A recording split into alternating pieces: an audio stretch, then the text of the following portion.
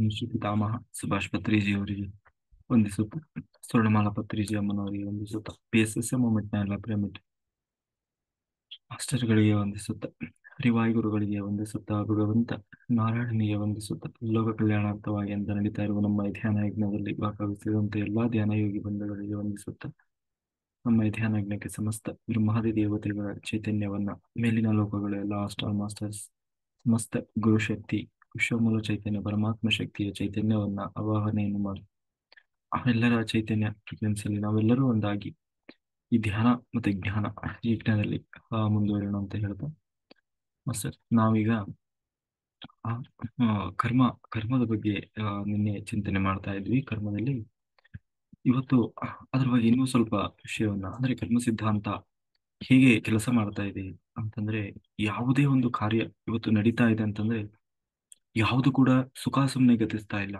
ಅದರ ಹಿಂದೆ ಒಂದು ಪ್ರಬಲವಾದಂತಹ ಕಾರಣ ಅನ್ನೋದು ಇದ್ದೇ ಇದೆ. ಅದೇ ಕರ್ಮ ಸಿದ್ಧಾಂತ.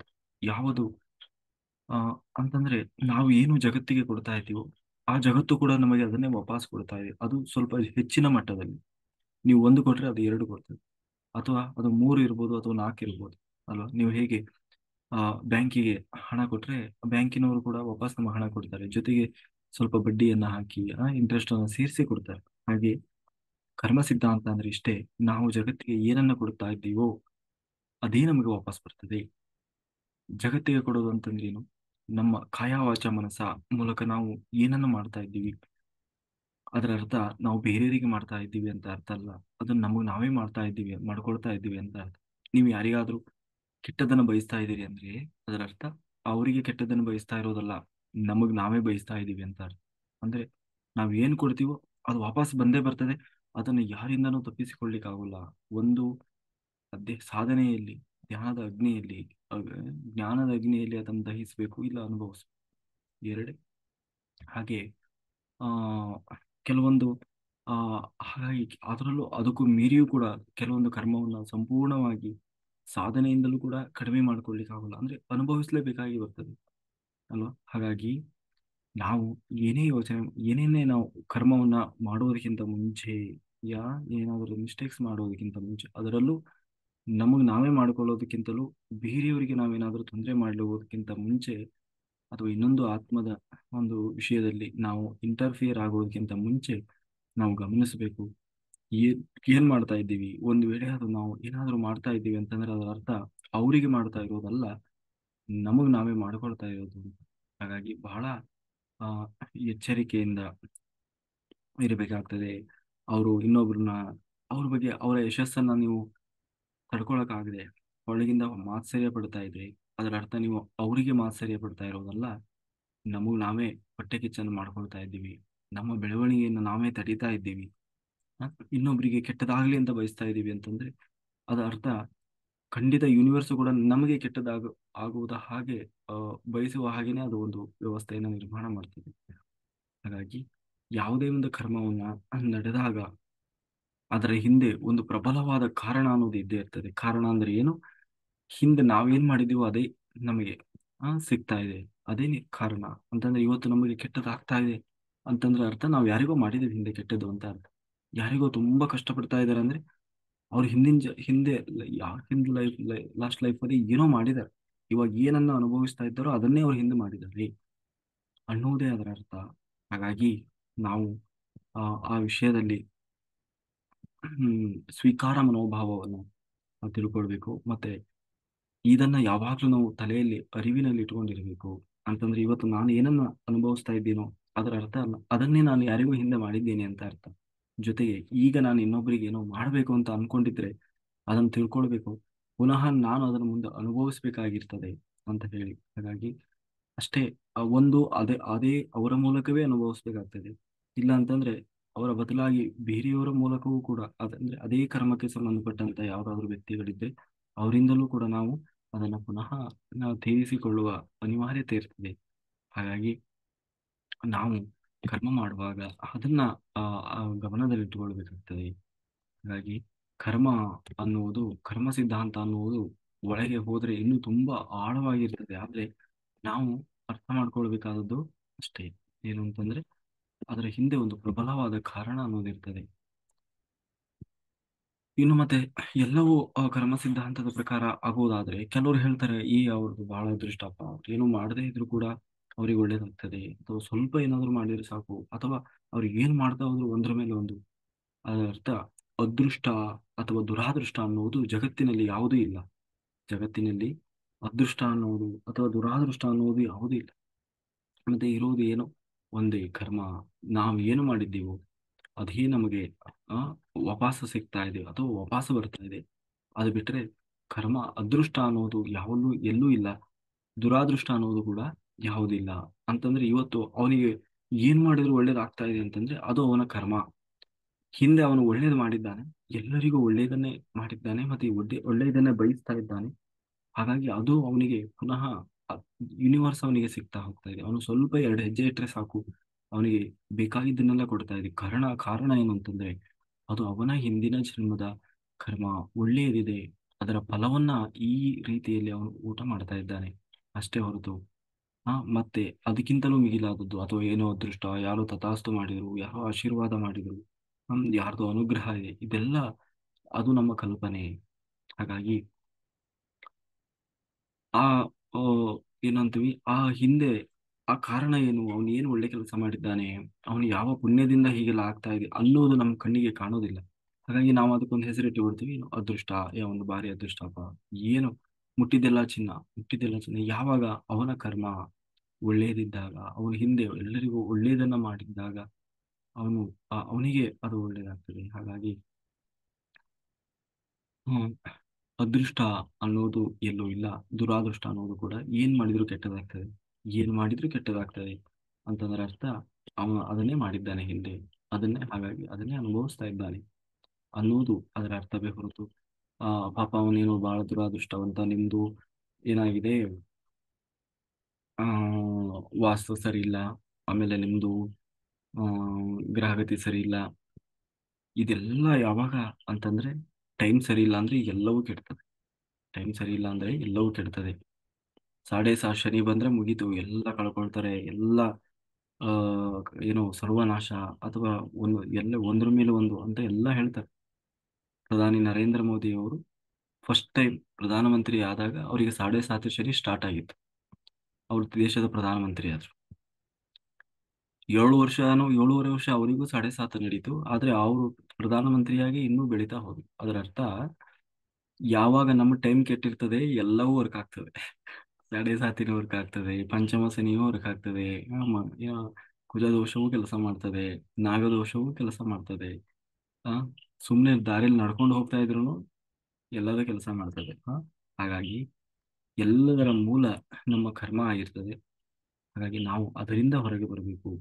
ಅದರಿಂದ ಹೊರಗೆ ಬರಲಿಕ್ಕೆ ಏನು ಪ್ರಯತ್ನ ಮಾಡಬೇಕು ಹೊರತು ನಾವು ಅದೃಷ್ಟ, ದುರಾದೃಷ್ಟ, ಗ್ರಹಗತಿ, ಜಾತಕ, ಇದೆಲ್ಲ ನಮ್ಮ ಆ ಏನಂತೀವಿ ಸರಿಯಾಗಿ ನಾವು ಏನು ನಡೀತಾ ಇದೆ ಅನ್ನೋದರ ಬಗ್ಗೆ ಸರಿಯಾದ ಜ್ಞಾನ ಇಲ್ಲದೆ ನಾವು ತಪ್ಪು ತಿಳ್ಕೊಂಡು ಏನ್ ಮಾಡ್ಬೇಕು ಅದನ್ನು ಮಾಡದೆ, ಏನು ಮಾಡಬಾರ್ದು ಅಥವಾ ಏನು ಅವಶ್ಯಕತೆ ಇಲ್ಲವೋ ಅದನ್ನು ಮಾಡ್ತಾ ಅನಾವಶ್ಯಕವಾಗಿ ನಮ್ಮ ಸಮಯವನ್ನ ವ್ಯರ್ಥ ಮಾಡ್ತಾ ಇರ್ತೀವಿ. ಹಾಗಾಗಿ ನಾವು ಏನ್ ಮಾಡಬೇಕಾಗಿದೆ, ಸಾಧನೆ ಮಾಡಬೇಕಾಗಿದೆ. ಎಲ್ಲದರ ಮೂಲ ಕರ್ಮ ಆಗಿದೆ. ಆ ಕರ್ಮವನ್ನ ನಾವು ಕಳೆದುಕೊಳ್ಳಿಕ್ಕೆ ಏನ್ ಬೇಕೋ ಅದನ್ನು ಮಾಡಬೇಕಾಗಿದೆ. ಏನ್ ಮಾಡಬೇಕು ಕರ್ಮ ಕಳೆದುಕೊಳ್ಬೇಕು ಅಂತಂದ್ರೆ ಧ್ಯಾನ ಮಾಡಬೇಕು, ಸಜ್ಜನ ಸಾಂಗತ್ಯ ಮಾಡಬೇಕು, ಸ್ವಾಧ್ಯಾಯ ಮಾಡಬೇಕು, ಧ್ಯಾನ ಪ್ರಚಾರ ಮಾಡಬೇಕು, ಖುಷಿ ಜೀವನ್, ಸಂತೋಷದ ಬದುಕನ್ನ ಮಾಡಬೇಕು, ರೋಧಿಸಬಾರ್ದು, ಚಿಂತೆ ಮಾಡಬಾರ್ದು, ಪ್ರತಿನಿತ್ಯ ರೋಧಿಸೋದು ಅದಿಲ್ಲ, ಕಂಪೇರ್ ಮಾಡಬಾರ್ದು, ಇನ್ನೊಬ್ಬರನ್ನ ಕಂಪೇರ್ ಮಾಡಿ ಅಕ್ಕಪಕ್ಕದವರನ್ನ ಕಂಪೇರ್ ಮಾಡ್ಕೊಂಡು ನಮ್ಮ ಸ್ನೇಹಿತರು, ನಮ್ಮ ಆಪ್ತರು ಏನೋ ಹೇಳಿದ ಮಾತುಗಳನ್ನ ನಾವು ಮತ್ತೆ ಮತ್ತೆ ಮೆಲುಕು ಹಾಕ್ತಾ ನಮಗೆ ನಾವೇ ಕೊರಗ್ತಾ ಇರೋದು, ರೋಧಿಸೋದು, ಇದೆಲ್ಲ ನಾವು ನಮ್ಮ ಆತ್ಮಕ್ಕೆ ಮಾಡುವ ಏನೋ ಹತ್ಯೆ. ಅದು ನಮ್ಮ ಆತ್ಮಕ್ಕೆ ಮಾಡುವ ಹತ್ಯೆ, ಅದೇ ನಿಜವಾದ ಆತ್ಮಹತ್ಯೆ, ದ್ರೋಹ ಅದು. ಹಾಗಾಗಿ ಆತ್ಮವನ್ನು ಯಾವಾಗಲೂ ಸಂತೋಷವಾಗಿಡಬೇಕು, ಸಂತೋಷ ಪಡಿಸ್ಬೇಕು. ಅದು ಬಿಟ್ಟು ಬರೀ ಚಿಂತೆಯಲ್ಲಿ ಇಲ್ಲದಿರುವುದನ್ನ, ಅದಕ್ಕೆ DVG ಅವರು ಹೇಳ್ತಾರಲ್ಲ, ಇರುವ ಭಾಗ್ಯವನ್ನೆಳೆದು ಭಾರನೆಂಬುದನ್ನು ಇದು ಹರುಷಕ್ಕಿದೆ ದಾರಿ. ಅಂದ್ರೆ ಏನಿದೆ ಭಾಗ್ಯ, ನಿನಗೇನು ಸಿಕ್ಕಿದೆ, ನಿನ್ನ ಭಾಗ್ಯ, ನೀನ್ ಏನ್ ಮಾಡಿದ್ಯೋ, ನೀನ್ ಏನ್ ಪಡೆದಿದ್ಯೋ ಅದೇ ನಿನಗೆ ಸಿಕ್ಕಿದೆ, ಅದರಲ್ಲಿ ನೀನು ಖುಷಿ ಪಡು. ಇಲ್ಲದೆ ಇರೋದನ್ನ, ಸಿಗದೇ ಇರೋದನ್ನ, ಬರದೇ ಇರೋದನ್ನ ಯೋಚನೆ ಮಾಡಿ ಅಯ್ಯೋ ಇಲ್ವಲ್ಲ ಅಂತ ಹೇಳಿ ಕೊರಗ್ತಾ ಇದ್ರೆ ಇಲ್ಲಿ ಇರುವ ಸುಖವನ್ನು ಖುಷಿಯನ್ನು ಕಳ್ಕೊಳ್ತೀಯ. ಹಾಗಾಗಿ ಇರುವ ಭಾಗ್ಯವ ನೆನೆದು ಭಾರನೆಂಬುದನ್ನು ಬಿಡು. ಯಾವುದು ಇಲ್ಲ, ಯಾವುದು ಬರ್ತಾ ಇಲ್ಲ, ಯಾವುದು ಸಿಗ್ತಾ ಇಲ್ಲ ಅನ್ನೋದನ್ನ ಅನ್ನೋದ್ರ ಬಗ್ಗೆ ಯಾವಾಗ ನೀನು ತಲೆ ಕೆಡಿಸ್ಕೊಳ್ಳೋದನ್ನ ಬಿಡ್ತೀಯ, ಅವಾಗ ಸಂತೋಷ ಅನ್ನೋದು ನಿನ್ನಲ್ಲೇ ಇದೆ. ಹಾಗಾಗಿ ಏನ್ ಮಾಡಬೇಕು? ಕರ್ಮದಿಂದ ಹೊರಬರಬೇಕು. ಇಷ್ಟೆಲ್ಲ ದೋಷಗಳಿಂದ, ಇಷ್ಟೆಲ್ಲ ಗ್ರಹಚಾರಗಳಿಂದ, ಇಷ್ಟೆಲ್ಲ ಇದರಿಂದ ಹೊರಬರಬೇಕು ಅಂತಂದ್ರೆ ಏನ್ ಮಾಡಬೇಕು ಅಂತಂದ್ರೆ, ಪ್ರತಿನಿತ್ಯ ಏನ್ ಮಾಡಬೇಕು? ಧ್ಯಾನ ಮಾಡಬೇಕು. ನಂತರ ಸಜ್ಜನ ಸಾಂಗತ್ಯ ಮಾಡಬೇಕು, ಸ್ವಾಧ್ಯಾಯ ಮಾಡಬೇಕು, ಧ್ಯಾನ ಪ್ರಚಾರ ಮಾಡಬೇಕು, ಮತ್ತೆ ಸಂತೋಷದ ಜೀವನವನ್ನು ಮಾಡಬೇಕು. ಯಾವತ್ತು ಆತ್ಮಕ್ಕೆ ಕೊರಗನ್ನು ಕೊಡಬಾರ್ದು, ಕೊರಗು ಮಾಡಬಾರ್ದು. ಬರೀ ಅಳ್ತಾ ಇರೋದು, ಬರೀ ರೋಧಿಸ್ತಾ ಇರೋದು, ಇಲ್ಲದೆ ಇರೋದ್ರ ಬಗ್ಗೆ ಚಿಂತನೆ ಮಾಡೋದು, ಇದು ನಮ್ಮ ಆತ್ಮದ ಬೆಳವಣಿಗೆಯನ್ನ ನಾವೇ ಕುಂಠಿತ ಮಾಡದ ಹಾಗೆ ಆಗ್ತದೆ. ಹಾಗಾಗಿ ಇಷ್ಟು ಇದನ್ನು ನಾವು ನಿರಂತರವಾಗಿ ಮತ್ತೆ ಶ್ರದ್ಧೆಯಿಂದ, ಜ್ಞಾನಪೂರ್ವಕವಾಗಿ ಮತ್ತೆ ಆತ್ಮಸ್ಥಿತಿಯಲ್ಲಿ, ಜಗತ್ತನ್ನ ಆತ್ಮಸ್ಥಿತಿಯಲ್ಲೇ ನೋಡಬೇಕು. ಪ್ರತಿಯೊಂದು ಘಟನೆಯನ್ನ ರಿಸೀವ್ ಮಾಡುವ ಅಂದ್ರೆ ಅಸೆಟ್ ಮಾಡುವ ಮನಸ್ಥಿತಿ ನಮ್ಮಲ್ಲಿದ್ದು, ಪ್ರತಿಯೊಂದು ಘಟನೆಯಿಂದ ನಾನು ಏನು ಕಲಿಯೋದಿದೆ ಅನ್ನೋದನ್ನ ನಾವು ಮಾತ್ರ ಗಮನಿಸ್ತಾ, ಆ ಘಟನೆಯನ್ನ ವಿಶ್ಲೇಷಣೆಯನ್ನು ಮಾಡದೆ, ಆಮೇಲೆ ಅದಕ್ಕೆ ಕಾರಣನಾದ ವ್ಯಕ್ತಿಗಳನ್ನ ನಾವು ದೋಷಿಸದೆ, ಅಯ್ಯೋ ಅವರಿಂದ ಹೀಗಾಯ್ತು, ಇವರಿಂದ ಹಾಗಾಯ್ತು, ಕೇವಲ ಎಲ್ಲರೂ ನಿಮಿತ್ತ ಮಾತ್ರ. ನಮ್ದು ಹೀಗಾಗ್ಬೇಕು ಅನ್ನೋದು ಇರ್ತದೆ. ಅವರು ಕೇವಲ ಒಂದು ವ್ಯಕ್ತಿಗತವಾಗಿದ್ದು, ಅವರ ಮೂಲಕ ನಮ್ಗೆ ಏನು ಮೆಸೇಜ್ ಬರಬೇಕು, ನಮ್ಗೆ ಏನು ಪಾಠ ಕಲಿಬೇಕು, ಅದನ್ನ ಮಾತ್ರ ಮಾಸ್ಟರ್ಸ್ ನಮ್ಮಿಂದ ಅವರಿಂದ ಮಾಡಿಸಿರ್ತಾರೆ. ಹಾಗಾಗಿ ಪ್ರತಿಯೊಬ್ಬರೂ ಮಾಸ್ಟರ್. ಯಾವ ಮಾಸ್ಟರು? ನಮಗೆ ಬುದ್ಧಿ ಕಲಿಸ್ಲಿಕ್ಕೆ, ನಮಗೆ ಜ್ಞಾನವನ್ನು ಕೊಡ್ಲಿಕ್ಕೆ, ನಮ್ಮ ಆತ್ಮವನ್ನು ಉದ್ಧಾರ ಮಾಡಲಿಕ್ಕೆ, ನಮ್ಮ ಸುತ್ತಮುತ್ತಲೂ ನಮಗೆ ವಿಭಿನ್ನ ರೀತಿಯಲ್ಲಿ ಆ ಅವಕಾಶಗಳನ್ನು ಕೊಡ್ತಾ, ಸವಾಲುಗಳನ್ನು ಕೊಡ್ತಾ, ಆ ಚಾಲೆಂಜಸ್ಗಳನ್ನ ನಮಗೆ ಎದುರಿಗೆ ಬಿಡ್ತಾ, ನಮ್ಮನ್ನ ತಿದ್ದಿ ತೀಡ್ತಾ, ನಮ್ಮಲ್ಲಿ ಜ್ಞಾನವನ್ನು ಬೆಳೆಸ್ತಾ, ನಮ್ಮ ಆತ್ಮವನ್ನು ಉದ್ಧಾರ ಮಾಡ್ತಾ ಆ ನಮ್ಮನ್ನು ಬೆಳೆಸ್ತಾ ಇದ್ದಾರೆ. ಹಾಗಾಗಿ ಅವರೆಲ್ಲರೂ ನಮಗೆ ಮಾಸ್ಟರ್ಸ್. ಅವರನ್ನು ನಾವು ಮಾಸ್ಟರ್ ಆಗಿಯೇ ನೋಡಬೇಕು ಹೊರತು ಇವ್ರು ನನಗೆ ಬೇಕಾದವರು, ಇವ್ರು ನನಗೆ ಬೇಡಾದವರು, ಇವ್ರು ನನ್ನ ಶತ್ರುಗಳು, ಹೀಗೆ ಯಾರನ್ನೂ ನಾವು ಆ ಇಟ್ಕೊಳ್ಬಾರ್ದು. ಯಾರಾದ್ರೂ ಬೈತಾ ಇದ್ದಾರೆ, ತುಂಬಾ ಇದು ಮಾಡ್ತಾ ಇದ್ದಾರೆ ಅಂತಂದ್ರೆ, ನಾವು ಅವರು ಕೂಡ ಅವರಿಂದ ನಮ್ಮಿಂದ ನಾವು ನಮ್ಮ ನಮ್ಮ ಏನು ಆ ಸ್ಥಿತಿ ಎಷ್ಟಿದೆ ಅನ್ನೋದನ್ನು ಪರೀಕ್ಷೆ ಮಾಡ್ತಾ ಇದ್ದಾರೆ ಮಾಸ್ಟರ್ಸ್. ಅವ್ರ ಮೂಲಕ ಎಷ್ಟು ಆತ್ಮ ಉದ್ಧಾರ ಆಗಿದೆ, ಎಷ್ಟು ನಾನು ಸಾತ್ವಿಕತೆಯನ್ನು ಬೆಳೆಸ್ಕೊಂಡಿದ್ದೇನೆ, ಎಷ್ಟು ಸಮಾಧಾನವನ್ನ ಮತ್ತೆ ಸ್ವೀಕಾರ ಮಾಡುವ ಮನಸ್ಥಿತಿ ಮತ್ತೆ ಇಡೀ ಅನ್ನುವುದನ್ನ ಪರೀಕ್ಷೆ ಮಾಡ್ತಾ ಇದ್ದಾರೆ. ಹಾಗಾಗಿ ನಾವು ಅದನ್ನ ಪ್ರತಿನಿತ್ಯ ಗಮನಿಸ್ತಾ ಹೋಗಬೇಕು. ಆಗ ನಾವು ಈ ಕರ್ಮ ಸಿದ್ಧಾಂತವನ್ನ ನಿಜವಾಗ್ಲೂ ಅರ್ಥ ಮಾಡ್ಕೊಳ್ಳಿಕ್ಕೆ ಸಾಧ್ಯ. ಕರ್ಮ ಸಿದ್ಧಾಂತವನ್ನು ಸಂಪೂರ್ಣವಾಗಿ ಯಾರು ಅರ್ಥ ಮಾಡ್ಕೊಳ್ಳೋದು ಅಷ್ಟು ಸುಲಭ ಇಲ್ಲ. ಗೀತೆಯಲ್ಲಿ ಮತ್ತೆ ಮಹಾಭಾರತದಲ್ಲೆಲ್ಲ ಹೇಳ್ತಾರೆ, ಕರ್ಮ ಸಿದ್ಧಾಂತ ಅನ್ನೋದು ಅಷ್ಟು ಸುಲಭ ಅಲ್ಲ. ಕೆಲವೊಮ್ಮೆ ನಾವು ಮಾಡೋದು ಒಳ್ಳೆ, ಹೊರಗಡೆಯಿಂದ ನೋಡ್ಲಿಕ್ಕೆ ಒಳ್ಳೇದೇ ಕೆಲಸ, ಬಾಳ ಪುಣ್ಯದ ಕೆಲಸದ ಹಾಗೆ ಕಾಣಬಹುದು. ಕೆಲವೊಮ್ಮೆ ಅದೇ ಅಧರ್ಮದ ಕೆಲಸವೂ ಆಗಿರ್ಬೋದು, ಅಥವಾ ಅಧರ್ಮದ ಹಾಗೆ ಹೊರಗಡೆಯಿಂದ ಕಾಣ್ತಾ ಇರೋದು ಒಳ್ಳೆ ಕೆಲಸವೂ ಆಗಿರ್ಬೋದು. ಹಾಗೆ ಯಾವಾಗ ಸಮಯ, ಸಂದರ್ಭ, ಪರಿಸ್ಥಿತಿ ಅದು ಅದ ಆಧಾರದ ಮೇಲೆ ಒಳ್ಳೇದು ಕೆಟ್ಟದ್ದು, ಧರ್ಮ ಅನ್ನೋದು ನಿರ್ಣಯ ಆಗ್ತದೆ. ಹಾಗಾಗಿ ನಾವು ಅದನ್ನು ಜಾಸ್ತಿ ಕನ್ಫ್ಯೂಸ್ ಮಾಡ್ಕೊಳಕ್ ಹೋಗ್ಬಾರ್ದು. ಇಷ್ಟೇ ತಿಳ್ಕೊಳ್ಬೇಕು, ಕರ್ಮ ಸಿದ್ಧಾಂತ ಅಂದ್ರೆ ನಾನು ಏನು ಮಾಡ್ತೀನೋ, ಏನು ಕೊಡ್ತೀನೋ ಅದೇ ನನಗೆ ವಾಪಸ್ ಬರ್ತದೆ. ಬರುವಾಗ ಸ್ವಲ್ಪ ಜಾಸ್ತಿನೇ ಬರ್ತದೆ. ಹಾಗಾಗಿ ಅದಕ್ಕೋಸ್ಕರ ನಾವು ಯಾರಿಗೂ, ಯಾವ ಜೀವರಾಶಿಗೂ ಯಾವುದಕ್ಕೂ ನಾವು ತೊಂದರೆ ಮಾಡದೆ, ಯಾರಿಗೂ ಕೆಟ್ಟದ್ದನ್ನು ಬಯಸದೆ ಆ ಇರೋದೇನಾಗ್ತದೆ, ನಮಗೆ ಪುನಃ ಆ ಕರ್ಮದಿಂದ ಸಿಕ್ಕಿ ಹಾಕಿಕೊಳ್ಳದ ಹಾಗೆ ಅದೆಲ್ಲ ನಮಗೆ ಸಹಾಯವನ್ನು ಮಾಡ್ತದೆ. ಈ ಪಾಪ ಪುಣ್ಯದ ಜ್ಞಾನ ನಮ್ಮಲ್ಲಿ ಯಾವಾಗಲೂ ಆ ಇರಬೇಕು. ಯಾಕೆಂದ್ರೆ ಯಾವಾಗ ಅಜ್ಞಾನ ಇರ್ತದೆ, ಆಗ ಅಧರ್ಮದ ಆಚರಣೆಯಲ್ಲಿ ತೊಡಗಿಕೊಳ್ತೇವೆ. ಅದರಿಂದ ಏನ್ ಬರ್ತದೆ? ಪಾಪ ಬರ್ತದೆ. ಪಾಪ ಅಂದ್ರೆ ಏನು ಅರ್ಥ? ಅದನ್ನ ನೀನು ಮಾಡಿದ್ದೀಯಾ ಅಂತಂದ್ರೆ ಅದನ್ನ ನೀನು ಮತ್ತೆ ವಾಪಸ್ ಪುನಃ ನೀನು ಅನುಭವಿಸ್ಲಿಕ್ಕೆ ರೆಡಿ ಇದ್ದೀಯಾ ಅಂತ. ಹಾಗಾಗಿ ಧರ್ಮಾಚರಣೆಯಿಂದ ನಾವು ಪುಣ್ಯವನ್ನು ಸಂಪಾದನೆ ಮಾಡ್ಲಿಕ್ಕೆ ಸಾಧ್ಯ ಆಗ್ತದೆ. ಧರ್ಮಾಚರಣೆ ಅಂದ್ರೆ ಎಲ್ಲರಿಗೂ ಒಳಿತನ್ನ ಮಾಡೋದು, ಜಗತ್ತಿಗೆ ಒಳಿತನ್ನು ಮಾಡೋದು, ಅದೇ ಧರ್ಮಾಚರಣೆ. ಆಗ ಏನಾಗ್ತದೆ? ನಮಗೆ ಪುಣ್ಯ ಬರ್ತದೆ. ಪುಣ್ಯ ಅಂದ್ರೆ ಏನು? ಒಳ್ಳೆ ನಮಗೂ ಕೂಡ ಅದೇ ಒಳ್ಳೇದಾಗ್ತದೆ. ಹಾಗಾಗಿ ಧ್ಯಾನದಿಂದ ಏನಾಗ್ತದೆ? ಧ್ಯಾನ ಮಾಡೋದರಿಂದ ನಮ್ಮಲ್ಲಿ ಜ್ಞಾನ ಪ್ರಾಪ್ತಿ ಆಗ್ತಾ ಹೋಗ್ತದೆ. ಹಾಗಾಗಿ ನಮ್ಮಲ್ಲಿ ಈ ಪಾಪ ಪುಣ್ಯದ ಅರಿವು ಅಂತಂದ್ರೆ, ಪಾಪ ಪುಣ್ಯದ ಅರಿವೇನೆಂದ್ರೆ ನಾವು ಮಾಡ್ಲಿಕ್ಕೆ ಹೊರಟಿದ್ದೀವೋ ಅದನ್ನು ನಾವು ಅನುಭವಿಸ್ಬೇಕಾಗ್ತದೆ ಅನ್ನುವ ಅರಿವು ನಮ್ಮಲ್ಲಿ ಯಾವಾಗಲೂ ಜಾಗೃತವಾಗಿರಬೇಕು. ಹಾಗಾಗಿ ವ್ಯಾಧಿಗಳು ಅಂದ್ರೆ ಇವತ್ತೆಲ್ಲ ನಾವು ಇಷ್ಟೆಲ್ಲ ಅನುಭವಿಸ್ತಾ ಇದ್ದೀವಿ. ಕೆಲವರಿಗೆ ಆದಿ ವ್ಯಾಧಿಗಳು ಅಂತ ನಾವು ಹೇಳ್ತೀವಿ. ಅದನ್ನೆಲ್ಲ ಆ ಹೇಗೆ ಕಳ್ಕೊಳ್ಳೋದು, ಅಥವಾ ಅದಕ್ಕೇನು ಏನು ಅದಕ್ಕೆ ಮೂಲ ಕಾರಣ ಏನು? ಅದಕ್ಕೆ ನಾವು ಪೂರ್ವ ಜನ್ಮಗಳಲ್ಲಿ ಮಾಡಿದ ಪಾಪಗಳೇ ಈ ಜನ್ಮದಲ್ಲಿ ವ್ಯಾಧಿಗಳಾಗಿ, ಆದಿ ವ್ಯಾಧಿಗಳಾಗಿ ಕಾಡ್ತಾ ಇದ್ದಾವೆ. ಅದಕ್ಕೆ ನಾವು ಹೇಳ್ತೀವಲ್ಲ, ಏನು ಪೂರ್ವ ಜನ್ಮ ಕೃತಂ ಪಾಪಂ ವ್ಯಾಧಿ ರೂಪೇಣ ಪೀಡಿತೆ ಅಂತಂದ್ರೆ, ಹಿಂದಿನ ಜನ್ಮದಲ್ಲಿ ನಾವು ಮಾಡಿದ ಕರ್ಮಗಳೇ ಈ ಜನ್ಮದಲ್ಲಿ ವ್ಯಾಧಿಗಳ ರೂಪದಲ್ಲಿ, ಅಂದ್ರೆ ರೋಗ ರುಜಿನಗಳ ರೂಪದಲ್ಲಿ ಕಾಡ್ತಾ ಇರ್ತದೆ. ಹಾಗಾಗಿ ನಾವು ಮಾಡಿದಂತಹ ಏನಂತೀವಿ ಪಾಪಕರ್ಮಗಳು ಪುನಃ ಪುನಃ ನಮ್ಮ ಕಾಲುಗಳಿಗೆ ಸುತ್ತಕೊಳ್ತಾ ಇರ್ತದೆ. ಹಾಗಾಗಿ ಆ ಒಂದು ಆ, ಏನಂತೀವಿ ಆ ವ್ಯಾಧಿಗಳಿಂದ ತಪ್ಪಿಸಿಕೊಳ್ಳುವುದು ಹೇಗೆ ಅಂತಂದ್ರೆ, ಆ ವ್ಯಾಧಿ ಆ ಅಂದ್ರೆ ಜ್ಞಾನದಿಂದ ಆ ವ್ಯಾಧಿಗಳನ್ನ ತಪ್ಪಿಸಿಕೊಳ್ಳಲಿಕ್ಕೆ ಸಾಧ್ಯ ಇದೆ.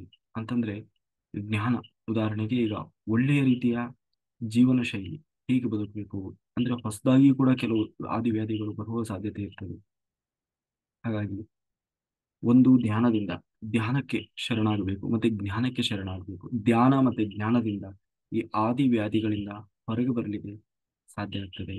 ಹಾಗಾಗಿ ಜ್ಞಾನಾಗ್ನಿ ದಗ್ಧ ಕರ್ಮಾಣ, ಧ್ಯಾನದ ಅಗ್ನಿ ಏನಿದೆ, ಆ ಧ್ಯಾನದ ಅಗ್ನಿಯಲ್ಲಿ ನಮ್ಮೊಳಗಿರುವಂತಹ ಆ ಎಲ್ಲ ಕರ್ಮ, ಮತ್ತೆ ಆ ಕರ್ಮದಿಂದ ಬರಬಹುದಾದಂತಹ ಆದಿ ವ್ಯಾಧಿಗಳು ನಾಶ ಆಗ್ತಾ ಹೋಗ್ತದೆ. ಮತ್ತೆ ಜ್ಞಾನದಿಂದ ಹೇಗೆ ಅಂತಂದ್ರೆ, ಮತ್ತೆ ಪುನಃ ಹೊಸದಾಗಿ ನಾವು ಯಾವುದೇ ಕರ್ಮವನ್ನ ಮಾಡದೆ ಆ ಕರ್ಮದಿಂದ ಬರಬಹುದಾದ ಆದಿವ್ಯಾಧಿಯನ್ನು ತಡಿಲಿಕ್ಕೆ ಸಾಧ್ಯ ಇದೆ ಜ್ಞಾನದಿಂದ.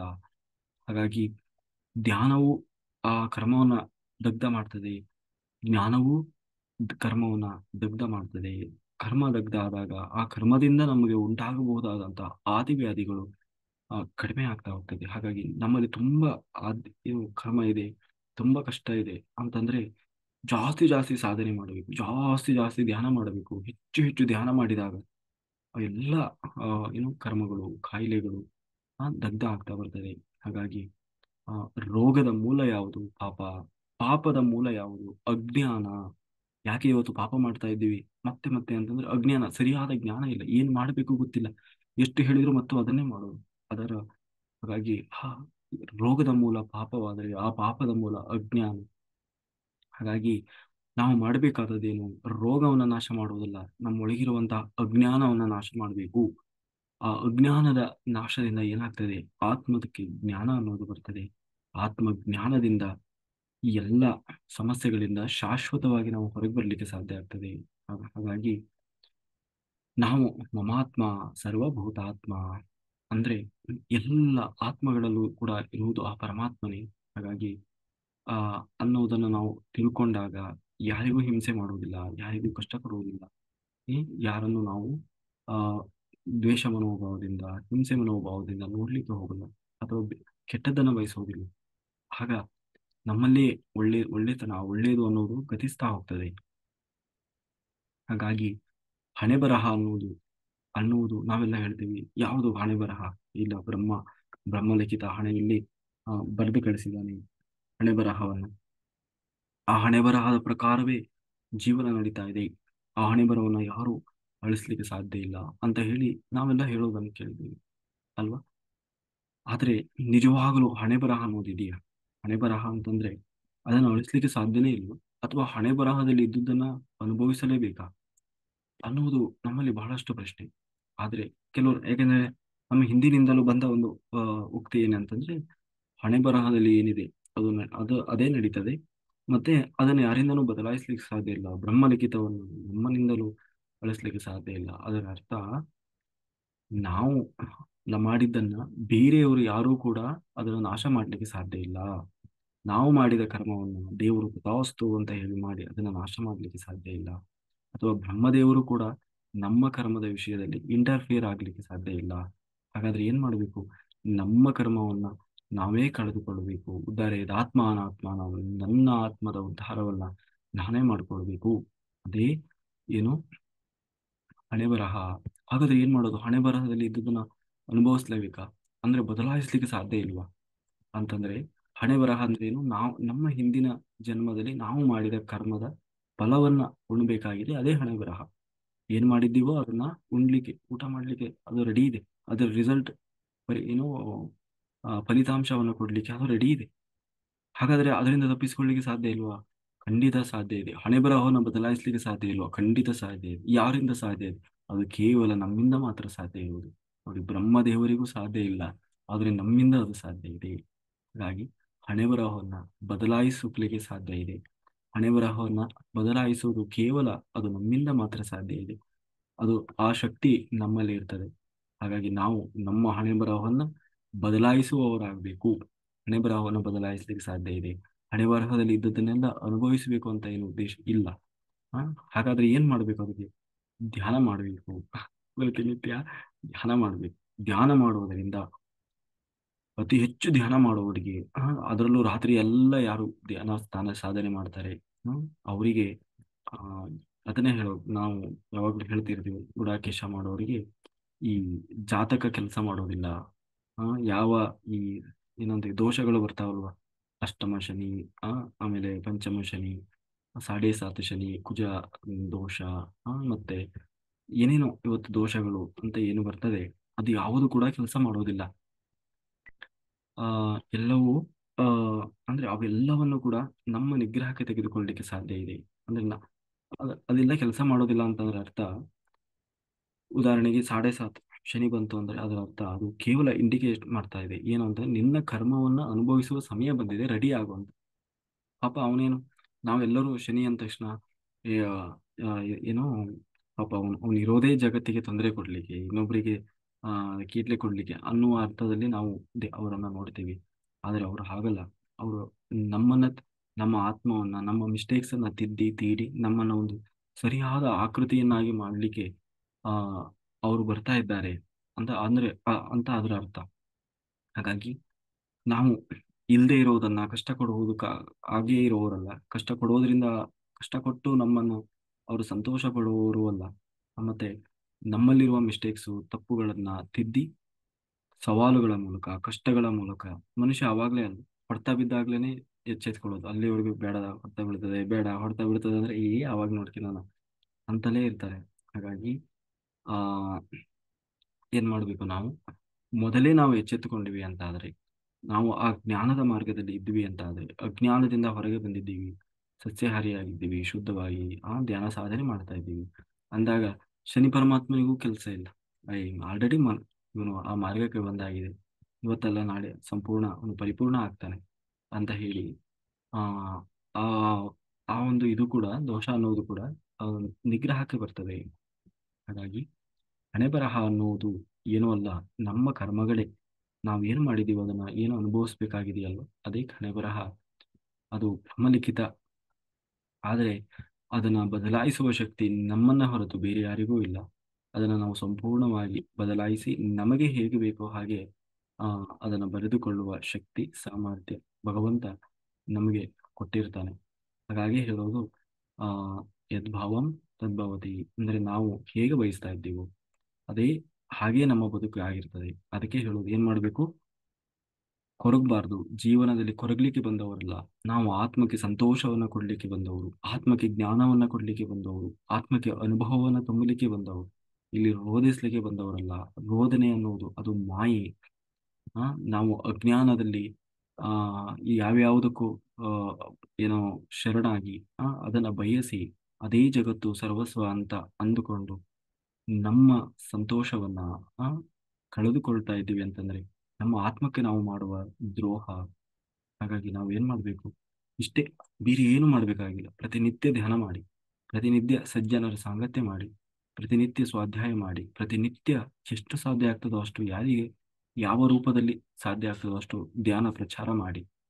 ಮತ್ತೆ ಆನಂದದ ಜೀವನವನ್ನು ಮಾಡಿ.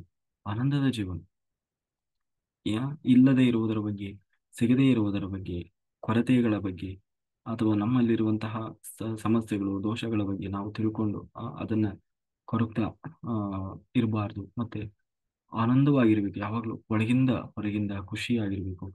ಆತ್ಮಸ್ಥಿತಿಯಲ್ಲಿ ನನ್ನನ್ನು ನಾನು ಎಷ್ಟು ಪ್ರೀತಿಯಿಂದ ನೋಡ್ತಾ ಇದ್ದೀನೋ ಹಾಗೆ ಪ್ರತಿಯೊಂದು ಸಮಸ್ತ ಚರಾಚರ ಜೀವರಾಶಿಗಳನ್ನ, ಮನುಷ್ಯರನ್ನ, ವ್ಯಕ್ತಿಗಳನ್ನ ಅಷ್ಟೇ ಪ್ರೀತಿಯಿಂದ ನೋಡುವ, ಮತ್ತೆ ಯಾರಿಗೂ ತೊಂದರೆ ಕೊಡದ, ಮತ್ತೆ ನಿಸ್ವಾರ್ಥ ಮನಸ್ಥಿತಿಯ ಆ, ವ್ಯವಸ್ಥೆಯನ್ನ ಇಟ್ಕೊಳ್ಬೇಕು.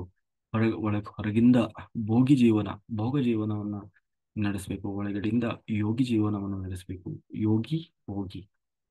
ಎಲ್ಲಾ ಬಿಟ್ಟು ಆ ಮೂರ್ ಹೊತ್ತನು ನಮಗೆ ಏನು ಬೇಡ ಅನ್ನುವ ಸ್ಥಿತಿಯಲ್ಲೂ ಇರಬಾರ್ದು. ಆ ಯಾಕೆಂದ್ರೆ ನಿಮ್ಮನ್ನು ನೋಡಿ 4 ಜನ ಧ್ಯಾನಕ್ಕೆ ಬರ್ಬೇಕು. ಅದು ಬಿಟ್ಟು ಧ್ಯಾನಕ್ಕೆ ಬರೋನು ಬಿಟ್ಟು ಹೋಗಂಗ ಆಗ್ಬಾರ್ದು. ಯಾಕೆ ಬೇಕಾ ದಿನದಿಂದ ದಿನಕ್ಕೆ ಅವನು ಎಲ್ಲಾ ಬಿಡ್ತಾ ಇದ್ದಾನೆ ಕೊನೆಗೆ, ಅನ್ನೋ ಹಾಗೆ ಆಗ್ಬಾರ್ದು. ಅದಕ್ಕೆ ಭೋಗ ಜೀವನ ಅದರಲ್ಲಿ ಇರಬೇಕು, ಆದ್ರೆ ಆ ಭೋಗತೆಯನ್ನ ಅಂಟಿಸಿಕೊಳ್ಳಬಾರದು. ಆದ್ರೆ ಒಳಗಡೆಯಿಂದ ಯೋಗಿಯಾಗಿ ನಿರ್ಲಿಪ್ತವಾಗಿರ್ಬೇಕು. ನಿರ್ಲಿಪ್ತ ಅನ್ನೋದು ಬಹಳ ಮುಖ್ಯ. ಅದಿಲ್ಲ ಅಂತಂದ್ರೆ ನೀವು ಎಲ್ಲಾ ಬಿಟ್ಟು ಒಳಗಡೆಯಿಂದ ಮತ್ತೆ ಪುನಃ ಅದನ್ನೇ ಬಯಸ್ತಾ ಇದ್ದೀರಿ ಅಂತಂದ್ರೆ ಅದು ಏನೂ ಪ್ರಯೋಜನ ಇಲ್ಲ. ನಿರ್ಲಿಪ್ತತೆ ಅಂದ್ರೆ ಅಂಟಿಸಿಕೊಳ್ಳಬಾರ್ದು. ಬಹಳ ಇದ್ದಷ್ಟು ದಿವಸ ಇತ್ತು ಹೋಯ್ತು ಅಷ್ಟೇ. ಯಾವುದರ ಭಾಗ್ಯ ಎಷ್ಟು ದಿವಸ ಇತ್ತೋ ಅಷ್ಟು ದಿವಸ ಇರ್ತದೆ. ಯಾರ ಭಾಗ್ಯ ಎಷ್ಟು ದಿನ ಇರ್ತದೋ ಅಷ್ಟು ದಿನ ಇರ್ತಾರೆ. ಹೋದಾಗ ಭಾಗ್ಯ ಮುಗಿದಿದೆ, ಹೋಗಿದ್ದಾರೆ, ಮುಗೀತು. ಅದ್ರ ಬಗ್ಗೆ ಯೋಚನೆ ಮಾಡಬಾರ್ದು, ಚಿಂತೆ ಮಾಡಬಾರ್ದು. ನಿರ್ಲಿಪ್ತವಾಗಿರ್ಬೇಕು. ಇರುವಾಗ ಅನುಭವಿಸು, ಇಲ್ಲದೆ ಇರುವಾಗ ಅದ್ರ ಭಾಗ್ಯ ಅಷ್ಟಿತ್ತು ಮುಗೀತು ಅಂತ ಹೇಳಿ ಬಿಟ್ಟಾಕ್ಬೇಕು. ಅದು ಬಿಟ್ಟು ಅಯ್ಯೋ ನಂದಿತ್ತು, ಅಯ್ಯೋ ನಂದು ಹೋತು, ಅಯ್ಯೋ ಹಂಗಾತು ಅಂತ ಹೇಳಿ ಕೊರಗಬಾರದು. ಅದು ಏನಾಗ್ತದೆ, ಅದು ಅಜ್ಞಾನ, ಅದು ಮೋಹ. ಅದೇ ಮೋಹಪಾಶ. ನೋಡಿ ಕೃಷ್ಣ ಎಷ್ಟೊಂದು, ಎಷ್ಟು ಅವನಿಗೆ ಇರುವಷ್ಟು ಇದು ಯಾರಿಗಿಲ್ಲ. ಆದ್ರೆ ಏನಂತೀವಿ, ಆದ್ರೆ ಯಾವುದನ್ನು ಅಂಟಿಸಿಕೊಳ್ಳುವುದಿಲ್ಲ. ಕೊನೆಗೆ ತನ್ನ ಇಡೀ ಕುಲವೇ ತನ್ನ ಕಣ್ಣೆದುರಿಗೆ ನಾಶ ಆಗ್ತಾ ಇದೆ. ಆದ್ರೂ ಕೂಡ ಅದು ಕಣ್ಣೆದುರಿಗೆ ನಾಶ ಆಗ್ತಾ ಇದ್ರೂ ಕೂಡ ಸುಮ್ಮನೆ ಕುತ್ಕೊಂಡು ನೋಡ್ತಾ ಇರ್ತಾವೆ. ಹಾಗೆ ಅಂತಹ ನಿರ್ಲಿಪ್ತತೆ. ಕೊನೆಗೆ ಅದರ ಸಮಯ ಮುಗೀತು, ಅದ್ರ ಕಾಲ ಮುಗೀತು ಅಂದಾಗ ನಾವು ಅದನ್ನ ಜಾಸ್ತಿ ತಲೆ ಕೆಡಿಸ್ಕೊಳಕ್ ಹೋಗ್ಬಾರ್ದು. ಹ್ಮ್ ಎಲ್ಲವನ್ನ ಯಾವುದು, ಯಾರು, ಯಾವುದು ಅದ್ರ ಭಾಗ್ಯ ಇರ್ತದೋ ಅಷ್ಟು ದಿವಸ ಇರ್ತದೆ ಅಷ್ಟೇ. ಆಮೇಲೆ ನೀವು ಬೇಕು ಬೇಡ ಅಂದ್ರೂ ಕೂಡ ಇರೋಲ್ಲ. ಅದಕ್ಕಾಗಿ ಎಲ್ಲವನ್ನೂ ಅದೇ ರೀತಿಯಾಗಿ ತಗೋಬೇಕು, ನೋಡ್ಬೇಕು. ಅದೇ ಬದುಕು, ಅದೇ ಜೀವನ. ನಾವು ಅದನ್ನೇ ನಾವು ಸರ್ವಸ್ವ ಅನ್ಕೊಂಡು ನಾವು ಅದರಲ್ಲಿ ಮುಳುಗಿದ್ವಿ ಅಂತಾದ್ರೆ ಅದೇ ಅಜ್ಞಾನ, ಅದೇ ಮಾಯೆ. ಅಂದ್ರೆ ಯಾವುದು ಶಾಶ್ವತವಲ್ಲವೋ, ಯಾವುದು ಸತ್ಯ ಅಲ್ಲವೋ ಅದನ್ನು ಸತ್ಯ ಅನ್ಕೊಂಡು, ಶಾಶ್ವತ ಅಲ್ಲದೇ ಇರುವುದನ್ನು ಶಾಶ್ವತ ಅನ್ಕೊಂಡು ಅದರಲ್ಲಿ ನಾವು ಮುಳುಗುವುದೇನಿದೆ ಭ್ರಮೆ. ಭ್ರಮೆ ಅದೇ ನಿಜವಾದ ಮೋಹ, ಮಾಯೆ. ಅದೇ ಮಾಯೆ.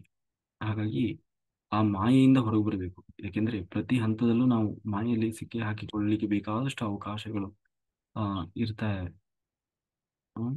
ಹಾಗಾಗಿ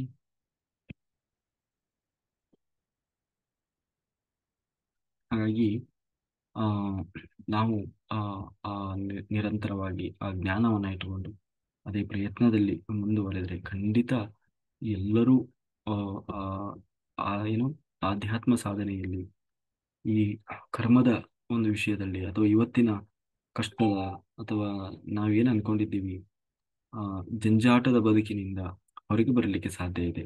ಶಾಶ್ವತವಾದ ಪರಿಹಾರ ಆಗ್ಲಿಕ್ಕೆ ಸಾಧ್ಯ ಇದೆ. ಹಾಗಾಗಿ ಯಾರು ರೋಧಿಸಬಾರದು, ಯಾರು ಚಿಂತೆ ಮಾಡಬಾರದು. ಆ ಸಂತೋಷದ ಜೀವನವನ್ನು ಮಾಡಬೇಕು. ಅದೇ ನಿಜವಾದ ಅಧ್ಯಾತ್ಮ. ಆತ್ಮಕ್ಕೂ ಹಿಂಸೆ ಮಾಡಬಾರದು, ಬೇರೆಯವರಿಗೂ ಹಿಂಸೆ ಮಾಡಬಾರದು. ಹ? ಆಯ್ತಾ ಎಲ್ಲರೂ. ಹಾಗಾಗಿ ಇದೊಂದು ಗೋಲ್ಡನ್ ಅಪಾರ್ಚುನಿಟಿ. ಯಾಕೆಂದ್ರೆ ನೋಡಿ, ಆ ಎಷ್ಟು ಚೆನ್ನಾಗಿ ಇದನ್ನು ಸ್ವಲ್ಪ ನಾವು ಅಭ್ಯಾಸ ಮಾಡುವವರಿಗೂ ಅಷ್ಟೇ. ಫಸ್ಟ್ ನಾವು ಕೂತು ಅಭ್ಯಾಸ ಮಾಡಿ ನಮಗೆ ಒಂದು ಗ್ರಿಪ್ ಸಿಗುವವರೆಗೆ ಕಷ್ಟ ಅಂತ ಅನಿಸ್ಬೋದು ಅಷ್ಟೇ. ಯಾವಾಗ ಅದು ನಾವು ರಾತ್ರಿ ಎಲ್ಲ ಕೂರೋದು ಎಷ್ಟು ಈಸಿ ಅನ್ನುವ ಹಂತಕ್ಕೆ ನಾವು ತಲುಪ್ತೀವಿ, ಪ್ರತಿನಿತ್ಯ ನಮಗೇ ತಿಳಿಯದ ಹಾಗೆ, ನಮಗೇ ಗೊತ್ತಿಲ್ಲದ ಹಾಗೆ ನಿರಂತರವಾಗಿ ಸಾಧನೆ ಎನ್ನುವುದು ಕಷ್ಟ ಇಲ್ಲದೆ ಬಹಳ ಆರಾಮದಾಯಕವಾಗಿ ಆ ಸಾಧನೆ ಎನ್ನುವುದು ನಡೀತಾ ಹೋಗ್ತದೆ. ನೀವು ಬೇಕಾದ್ರೆ ಹಗಲು ಪೂರ್ತಿ ಕೂತ್ಕೊಳ್ಳೋದು ಅಷ್ಟು ಸುಲಭ ಇಲ್ಲ, ಬಹಳ ಕಷ್ಟ ಇದೆ. ಬಹಳ ಚಾಲೆಂಜಸ್ಗಳು ಬರ್ತದೆ. ಒಂದು ಡಿಸ್ಟರ್ಬೆನ್ಸ್ ಆದ್ರೂ ಇರ್ತದೆ, ಅಕ್ಕಪಕ್ಕದವರು ಯಾರೋ ಒಂದು ಭಾಗವಹಿಸ್ತಾರೆ. ಕರೆಕ್ಟಾಗಿ 1 ಗಂಟೆ ಕೂತ್ಕೊಂಡು ಧ್ಯಾನ ಮಾಡ್ಲಿಕ್ಕೆ ಆಗುಲ್ಲ, ಒಂದು ಫೋನ್ ಆದ್ರೂ ಬರ್ತದೆ, ಇಲ್ಲ ಮಕ್ಕಳು ಏನೋ ಒಂದು ಕಿರಿಕಿರಿ ಅನ್ನೋದು ಇರ್ತದೆ.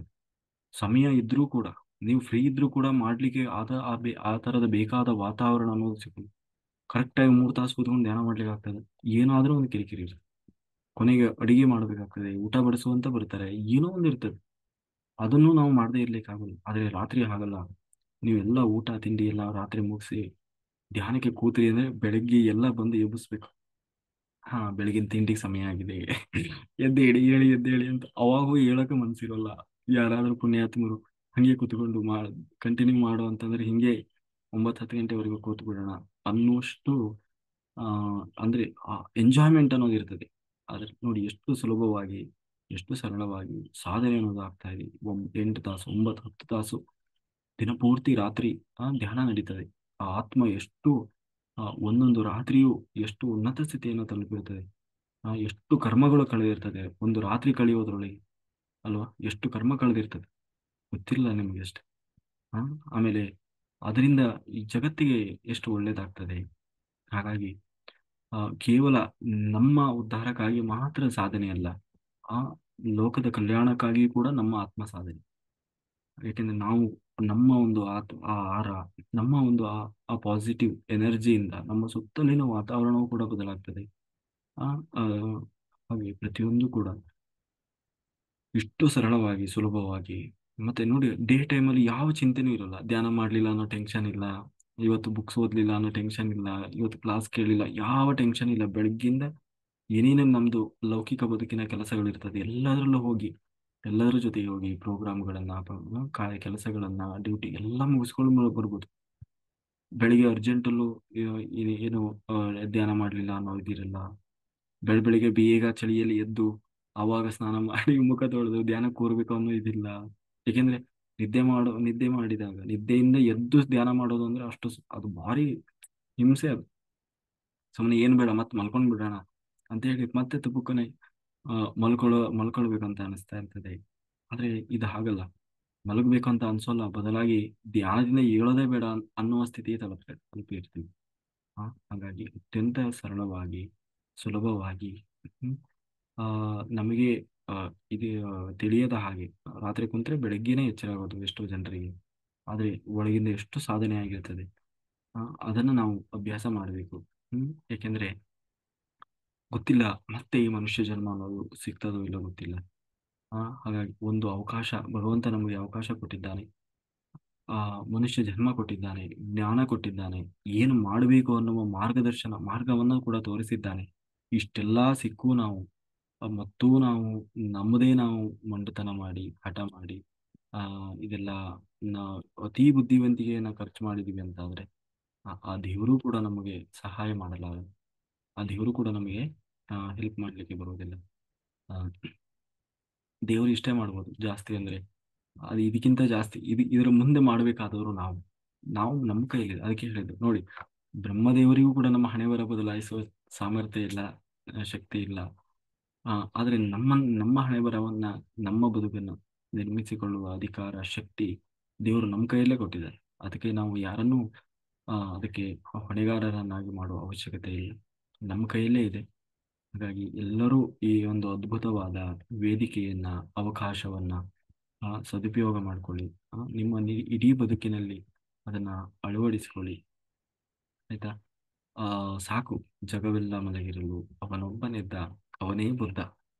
ಆಯ್ತಾ? ಬುದ್ಧ ಅನ್ನೋದು ಒಬ್ಬ ವ್ಯಕ್ತಿಯ ಹೆಸರಲ್ಲ, ಒಂದು ಆತ್ಮದ ಸ್ಥಿತಿ. ಅದು ಒಂದು ಉನ್ನತ ಸ್ಥಿತಿಯನ್ನು ತಲುಪಿದಂತಹ ಆತ್ಮ ಪ್ರತಿ ರಾತ್ರಿ ನಮ್ಮ ನಡೆ ಬುದ್ಧನಾಗಬೇಕು. ಅದು ಬಿಟ್ಟು ದುಸ್ವಪ್ನದ ಕಡೆ ಆಗ್ಬಾರದು.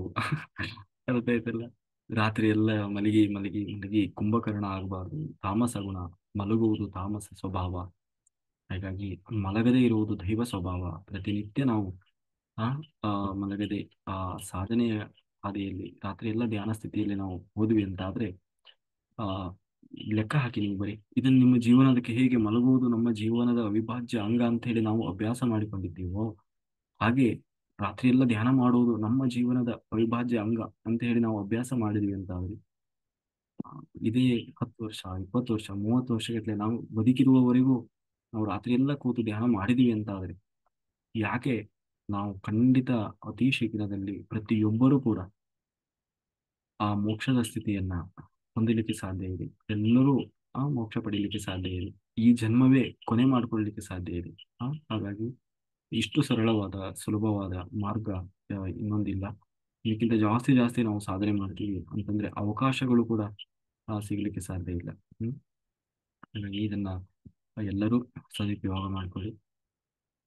ಹಾಗಾಗಿ ಮೊದಲು ನಾವು ಅತಿ ಬುದ್ಧಿವಂತಿಕೆಯನ್ನು ಕಡಿಮೆ ಮಾಡಿ, ನಾವು ಮನಸ್ಸಿನಿಂದ ಗಟ್ಟಿ ಆದ್ವಿ ಅಂತ ಆದ್ರೆ ಖಂಡಿತ ನಾನು ಮಾಡ್ತೇನೆ, ಎಲ್ಲರಿಗೂ ಸಾಧ್ಯ ಆಗ್ತಾ ಇದೆ, ಎಲ್ಲರೂ ಮಾಡ್ತಾ ಇದ್ದಾರೆ, ಯಾಕೆ ನನಗೆ ಸಾಧ್ಯ ಇಲ್ಲ, ನಾನು ಮಾಡ್ತೇನೆ ಅಂತ ಹೇಳಿ ಮಾನಸಿಕವಾಗಿ ನಾವು ತಯಾರಾದ್ವಿ ಅಂತಂದ್ರೆ ಎಲ್ಲವೂ ಸಾಧ್ಯ ಇದೆ. ಕೈಲಾಗದವನು ಅದೇನೋ ಅಂತಾರಲ್ಲ ಹಾಗೆ ನಾವು ವಿತಂಡವಾದವನ್ನ ಹೇಳ್ತಾ ಆ ಅದು ಹಾಗಾಗ್ತದೆ, ಅದು ಹೀಗೂ ಆಗ್ತದೆ, ಅದು ಪ್ರಕೃತಿಗೆ ವಿರುದ್ಧ, ಇದಕ್ಕೆ ಧರ್ಮಕ್ಕೆ ವಿರುದ್ಧ, ಏನೇನೋ ನಾವು ಕತೆ ಹೊಡೆದ್ವಿ ಅಂತಂದ್ರೆ ಪ್ರಕೃತಿ ಅದ್ರ ಪಾಡಿಗೆ ಅದು ಹೋಗ್ತಾನೆ ಇದೆ. ಸಾಧಕರು ಅದ್ರ ಪಾಡಿಗೆ ಅವ್ರು ಸಾಧನೆ ಮಾಡ್ತಾ ಇದ್ದಾರೆ, ನೀನು ಮಾತ್ರ ಎಲ್ಲಿದ್ದೀವ ಅಲ್ಲೇ ಇದ್ದೀಯ.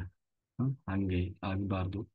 ಹಾಗೆ ಅತಿ ಬುದ್ಧಿವಂತಿಕೆಯ ಶಾಣೆತನದ ಮಾತುಗಳನ್ನ ಎಲ್ಲರೂ ಆಡ್ತಾರೆ. ಯಾರು ಬೇ ಕೊನೆಗೆ ಅದೇನೋ ಅಂತಾರಲ್ಲ, ಆದ್ರೆ ಮಾಡಿ ತೋರಿಸ್ಬೇಕು ಅದನ್ನ. ಹಂಗೆ ಹೊರಗಡಿನ ಬಗ್ಗೆ ನೀವು ತಲೆ ಕೆಡಿಸ್ಕೊಳ್ಬೇಡಿ. ನಮ್ಮ ಹೇಳಿದ್ನಲ್ಲ, ಉದ್ಧಾರ ಇದೆ ಆತ್ಮ ಅನಾತ್ಮ. ನಮ್ಮ ಆತ್ಮದ ಉದ್ಧಾರವನ್ನು ನಾವೇ ಮಾಡ್ಕೊಳ್ಬೇಕು.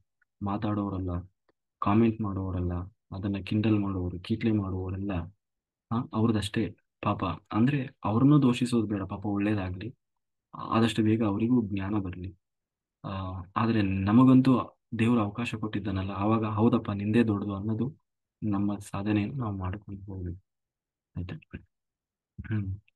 ಕಾಯೇನ ವಾಚ ಮನಸೇಂದ್ರಿಯವ ಅಧ್ಯಾತ್ಮನಾವ ಪ್ರಕೃತೇ ಸ್ವಭಾವತ್ ಕರೋಮಿ ಯದ್ಯತ್ ಸಕಲಂ ಪರಸ್ಮೈ ನಾರಾಯಣಾಯೇತಿ ಸಮರ್ಪಯಾಮಿ ಸರ್ವಂ ಶ್ರೀಕೃಷ್ಣಾರ್ಪಣಮಸ್ತು.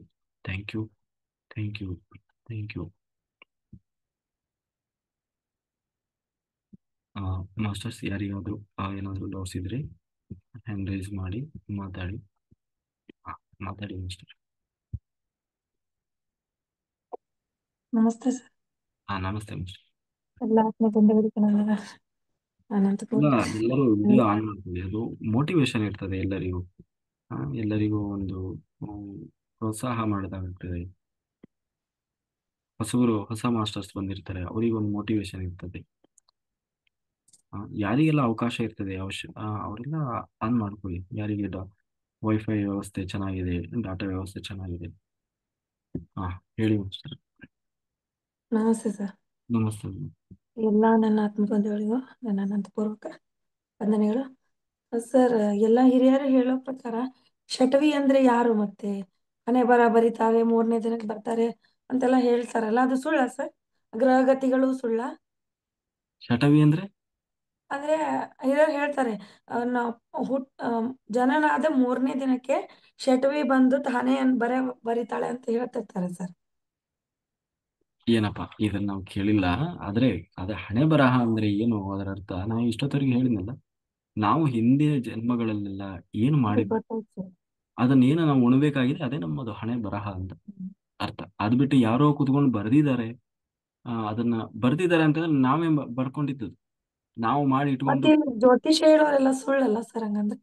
ಪ್ರಿಡಿಕ್ಟ್ ಮಾಡ್ತಾರೆ ಅಷ್ಟೇ.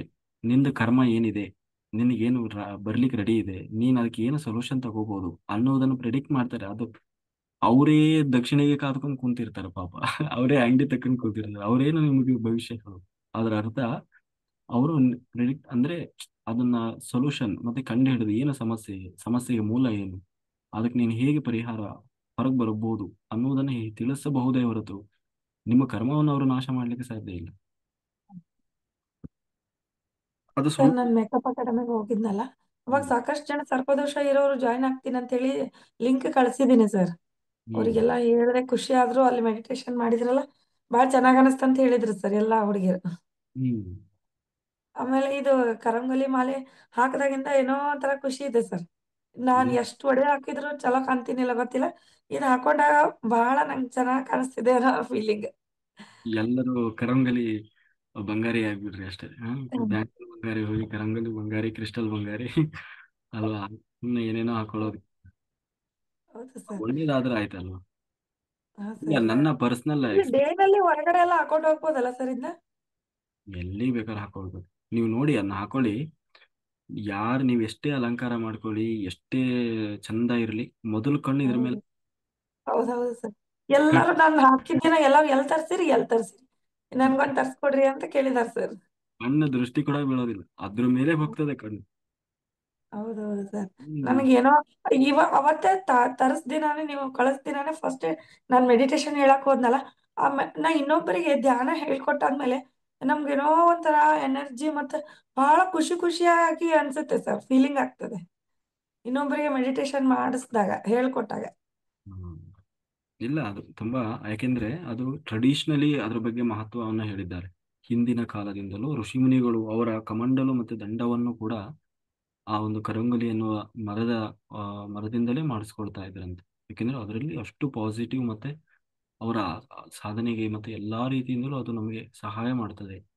ಆ ಶಕ್ತಿ, ದೈವಿ ಶಕ್ತಿ ಅದರಲ್ಲಿದೆ ಅಂತ ಹೇಳಿ ಋಷಿಮುನಿಗಳು ಈ ದಂಡ ಹೀಗೆ ಕೈಯಲ್ಲಿ ಇಟ್ಕೊಳ್ತಾರಲ್ವ ಹೀಗೆ, ಹಾ. ಆ, ಅದನ್ನು ದಂಡ ಅಂತೀವಿ. ಹೀಗೆ ಕಮಂಡಲು ಅಂತ ಹೇಳಿ ಕೈಯಲ್ಲಿ ಇಟ್ಕೊಳ್ತಾರಲ್ವ, ಅದನ್ನೆಲ್ಲ ಆ ಮರದಿಂದ ಆ ಮಾಡಿಸ್ತಾ ಇದ್ರಂತೆ.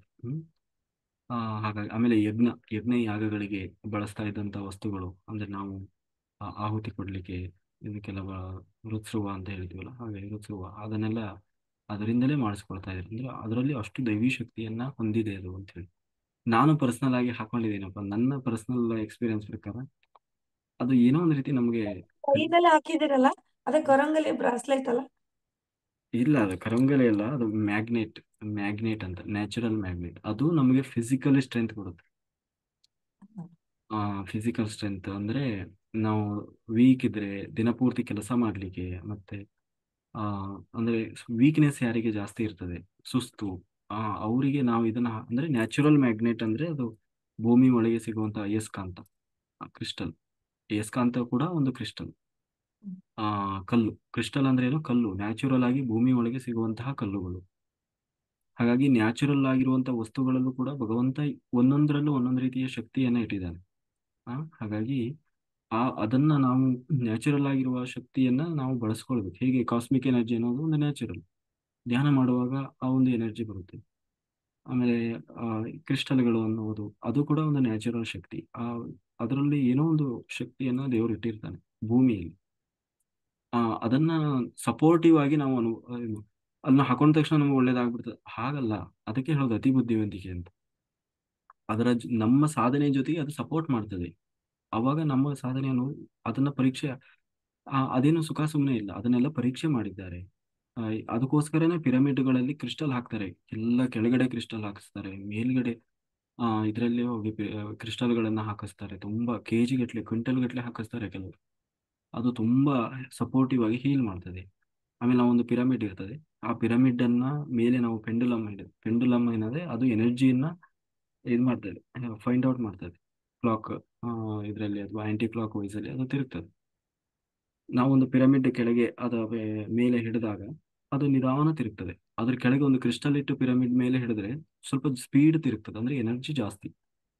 ಆ ಹಾಗೆ ಕ್ರಿಸ್ಟಲ್ಗಳಲ್ಲೂ ಕೂಡ ನ್ಯಾಚುರಲ್, ಅವು ಯಾವುದೋ ವಸ್ತುವಿನಿಂದ ತಯಾರು ಮಾಡೋದಿಲ್ಲ, ಕಲ್ಲುಗಳವು. ಕಲ್ಲು ಅಂದ್ರೆ ಭೂಮಿಯ ಒಳಗೆ ಅಂತರಾಳದಲ್ಲಿ ಸಿಗುವಂತಹ ವಿಭಿನ್ನ ರೀತಿಯ ಶಕ್ತಿಯನ್ನು ಹೊಂದಿದಂತಹ ಕಲ್ಲುಗಳು, ಅವನ್ನ ಕ್ರಿಸ್ಟಲ್ಸ್ ಅಂತ ಕರಿತೀವಿ. ಆಯ್ತಾ. ಕಲ್ಲುಗಳಲ್ಲಿ ವೆರೈಟೀಸ್ ಹೆಂಗೆ ಗ್ರಾನೈಟ್ ಅಂತ ಕರಿತೀವಿ, ಕ್ರಿಸ್ಟಲ್ ಅಂತ, ಹೀಗೆ ಬೇರೆ ಬೇರೆ ಅದರಲ್ಲಿ ಅದನ್ನ ಕ್ರಿಸ್ಟಲ್ಸ್ ಅಂತ ಕರೀತಾರೆ. ಅದರಿಂದ ನಾವು ಎನರ್ಜಿಯನ್ನ ಪಡಿಲಿಕ್ಕೆ ಸಾಧ್ಯ ಇದೆ. ಒಂದೊಂದು ರೀತಿಯ ಸಪೋರ್ಟಿವ್ ಸಿಸ್ಟಮ್ ಶಕ್ತಿಯನ್ನ ಹೊಂದಿರ್ತದೆ. ಹಾಗಾಗಿ ಅದನ್ನೆಲ್ಲ ಫೈಂಡ್ ಔಟ್ ಮಾಡಿ ತಿಳ್ಕೊಂಡವರು ಅದನ್ನ ಸಪೋರ್ಟಿವ್ ಆಗಿ ನಮ್ಮ ಸಾಧನೆಗೆ ಅವುಗಳನ್ನು ಬಳಸ್ಬೇಕು. ಈಗ ಸ್ಫಟಿಕ ಲಿಂಗವನ್ನೆಲ್ಲ ಮಾಡ್ತಾರೆ, ಅದು ಕ್ರಿಸ್ಟಲ್ ಕಲ್ಲೇ, ಸ್ಫಟಿಕ ಲಿಂಗ. ಆ ಆಮೇಲೆ ಉದಾಹರಣೆಗೆ ಈಗ ಇದನ್ನೆಲ್ಲ ಮಾಡ್ತಾರೆ ನೋಡಿ, ಏನು, ಹೀಗೆ ಪ್ರತಿಯೊಂದು ಕೂಡ ತನ್ನದೇ ಆದ ಒಂದು ಶಕ್ತಿಯನ್ನ ಹೊಂದಿರ್ತದೆ. ನಾವು ಅಷ್ಟಕ್ಕೆ ನಾವು ಅದ್ರ ಮೇಲೆ ಡಿಪೆಂಡ್ ಆಗಿ ನಾವು ಇರೋದು ಅಂತ ಅರ್ಥ ಅಲ್ಲ. ನಮ್ಮ ಸಾಧನೆಗೆ ಅದು ಸಪೋರ್ಟಿವ್ ಆಗಿ ಹೆಲ್ಪ್ ಮಾಡ್ತದೆ. ಯಾವುದನ್ನು ಹಾಕೊಳ್ಳೋದ್ರಿಂದ ನಮ್ಗೆ ಒಳ್ಳೇದಾಗ್ತದೆ, ಸಪೋರ್ಟ್ ಆಗ್ತದೆ ಅಂದ್ರೆ ಹಾಕೊಳ್ಳೋದ್ರಲ್ಲಿ ಏನಿದೆ ಅಲ್ವಾ. ಆದ್ರೆ ರುದ್ರಾಕ್ಷಿಯನ್ನ ಆ, ಯಾರು ಅಷ್ಟು ಇದು ಮಾಡಕ್ ಹೋಗ್ಬೇಡಿ. ಅಂದ್ರೆ ನಾವೀಗ ಮಧ್ಯಮ ಮಾರ್ಗದಲ್ಲಿರೋದು, ನಮಗೆ ಹಣ ಬೇಕು, ಮನೆ ಬೇಕು, ಮಠ ಬೇಕು, ಜ್ಞಾನ ಬೇಕು, ಜೊತೆಗೆ ಹೆಂಡತಿ ಮಕ್ಕಳು ಸಂಸಾರ ಸಂಬಂಧಿಗಳು ಎಲ್ಲರೂ ಬೇಕು. ಸಂಪೂರ್ಣ ವೈರಾಗ್ಯ ಎಲ್ಲ ಬಿಟ್ಟು ಹೋಗ್ತೀನಿ ಅನ್ನೋರು ಹಾಕೋಬೇಕು.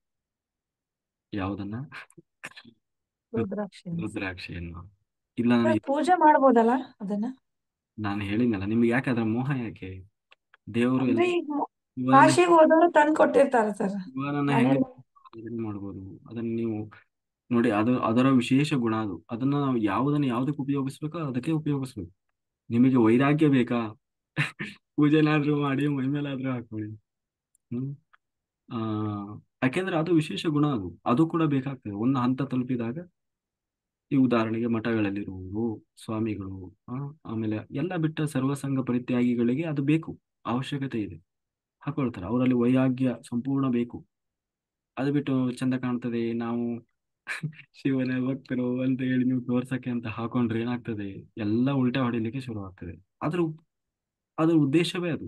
ನಿನಗೆ ಎಲ್ಲದರಿಂದಲೂ ನಿರ್ಲಿಪ್ತತೆ ಬಂತ, ಈ ಎಲ್ಲದರ ಮೇಲೆ ಆಸಕ್ತಿಯನ್ನು ಕಡಿಮೆ ಮಾಡ್ತಾ ಸಂಪೂರ್ಣ ನಾನು ಹೆಂಗೆ ಶಿವ ಆ, ಹೋಗಿ ಕೂತ್ಕೊಂಡು ಧ್ಯಾನ ಮಾಡ್ತಾ ಇದ್ದಾನೆ ಎಲ್ಲ ಬಿಟ್ಟು, ಆ ಸ್ಥಿತಿಯಲ್ಲಿ ಅದನ್ನು ಪ್ರಚೋದನೆ ಮಾಡ್ತದೆ, ಪ್ರೇರಣೆ ಮಾಡ್ತದೆ. ಅದರ ಅವಶ್ಯಕತೆ ಇಲ್ಲ ಈಗ. ಆ ನೀವು ಜ್ಞಾನಪೂರ್ವಕವಾಗಿ ಎಷ್ಟು ಮಾಡಬೇಕು ಅಷ್ಟು ಮಾಡಿದರೆ ಸಾಕು. ಹ್ಮ್, ಹಾಗಾಗಿ ಅದು ಒಳ್ಳೆಯದು ಕೆಟ್ಟದ್ದು ಅನ್ನೋ ಪ್ರಶ್ನೆ ಅಲ್ಲ. ಅದರ ಒಂದು ಗುಣ ಏನು ಮತ್ತೆ ಯಾವ ಉದ್ದೇಶಕ್ಕೋಸ್ಕರ ಇರೋದು ಅನ್ನೋದು ಆ ಅನ್ನೋದನ್ನ ನಾವು ತಿಳ್ಕೊಳ್ಬೇಕು. ಅದಕ್ಕೆ ಆ ಉದ್ದೇಶಕ್ಕೆ ಬಳಸಬೇಕು.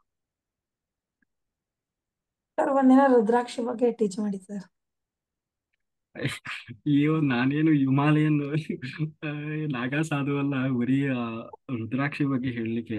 ಅಂದ್ರೆ ಅಷ್ಟೇ, ಅದ್ರದ್ದೇನಿಲ್ಲ. ಮನೇಲಿ ರುದ್ರಾಕ್ಷಿ ಸರ ಕಾಶಿಯಿಂದ ತಂದಿದ್ದನ್ನ ವೇರ್ ಮಾಡ್ತಾರೆ ಸರ್ ನಮ್ಮ ಮನೆಯವರು ಡೈಲಿ.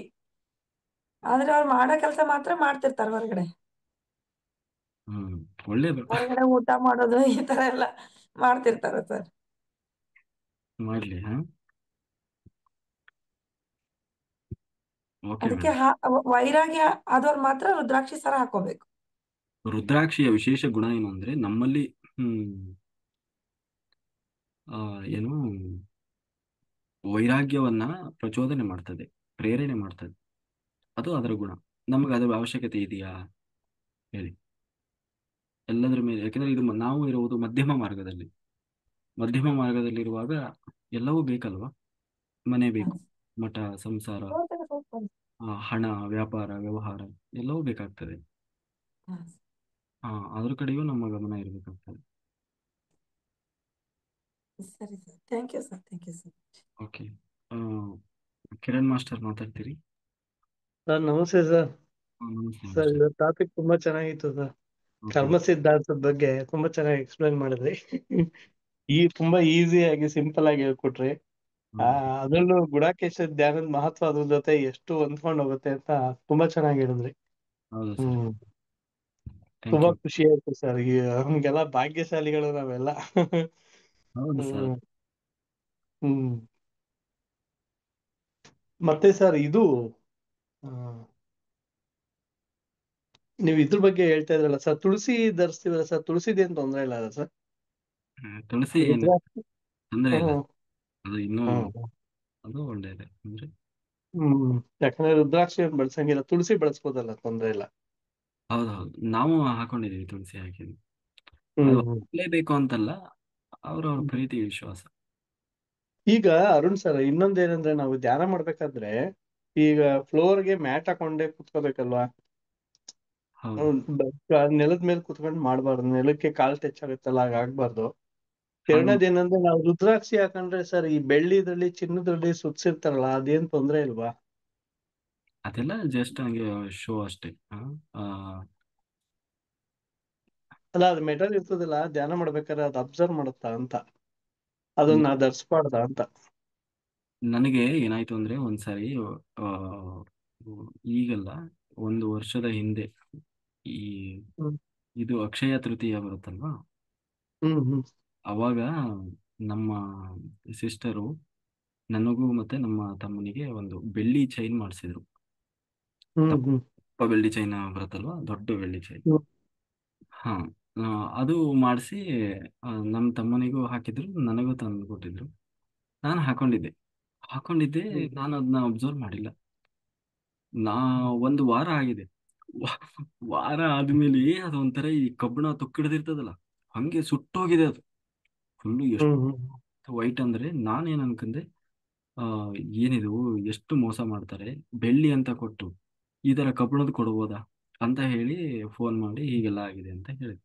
ಎಲ್ಲರೂ ನಾವು ಹಾಗೆ ಅನ್ಕೊಂಡಿದ್ವಿ, ಅದು ಅವರು ಫೇಕ್ ಪ್ರಾಡಕ್ಟ್ ಕೊಟ್ಟಿದ್ದಾರೆ, ಅಂದ್ರೆ ನಿಜವಾದ ಬೆಳ್ಳಿ ಅಲ್ಲ ಅದು ಅಂತ ಹೇಳಿ. ಹ್ಮ್ ಮತ್ತು ಒಳ್ಳೆ, ನಾವು ಯಾವಾಗಲೂ ಬಂಗಾರ ತರ್ತೀವಲ್ವ, ಅದೇ ಅಂಗಡಿಯಿಂದಲೇ ತಂದಿದ್ದು, ಒಳ್ಳೆ ಹಾಲ್ ಮಾರ್ಕ್ ಅದೆಲ್ಲ ಹ್ಮ್ ಇರ್ತದಲ್ಲ, ಹಾ, ಅಂತ ಅಂಗಡಿಲೇ. ಆಮೇಲೆ ನಮ್ಮ ತಮ್ಮಗೆ ಹಾಕಿರೋದು ನೋಡಿದ್ರೆ ಅದು ವೈಟ್ ಇನ್ನೂ ಹೊಳಿತಾನೆ ಇದೆ, ಅದು ಚೆನ್ನಾಗೇ ಇದೆ. ಆದ್ರೆ ನಾನ್ ಹಾಕಿದ್ದು ಮಾತ್ರ ಸುಟ್ಟು ಹೋಗಿದೆ ಅದು. ಅಂದ್ರೆ ಹ್ಮ್ ನಮ್ಮ ಎನರ್ಜಿಗೆ, ಅದಕ್ಕೆ ನನ್ನ ದೇಹದಲ್ಲಿ ನಾನು ಯಾವುದೂ ಮೆಟಲ್ ಹಾಕಿಲ್ಲ, ಆ ಯಾವುದೇ ಲೋಹ ಯಾವುದೂ ಇಲ್ಲ.